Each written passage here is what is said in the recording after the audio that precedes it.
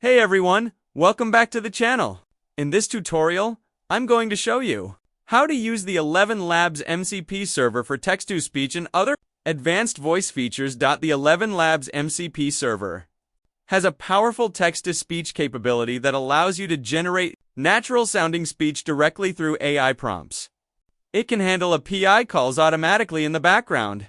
So, you just need to send clear instructions to get your audio output. To generate basic speech, you simply send a prompt like, generate speech.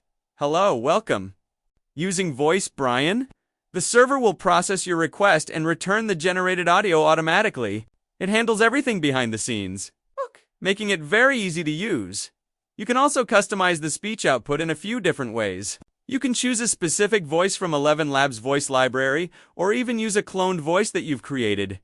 You can select which text-to-speech model you want, depending on whether you want higher quality or faster generation speed. You can also adjust parameters like stability and similarity, which control how consistent or expressive the voice sounds. For example, you could send a prompt like, generate speech, service update, using voice EMO with high stability.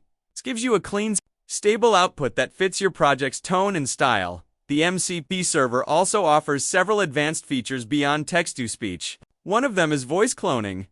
To clone a voice, you first gather clear audio samples of the person's voice, like a few WAV files.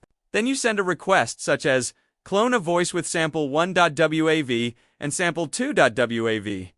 Once the cloning is complete, you can use that new voice ID in your text-to-speech prompts.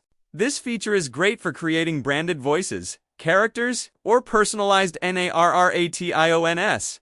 Another useful function is audio transcription. You can easily convert audio to text by sending a prompt like transcribe meeting.mp3. The server will process the file and return the full transcript. This is perfect for meeting notes, captions, or analyzing recorded content. Finally, the MCP server can handle long-running tasks, such as voice design or processing large audio files.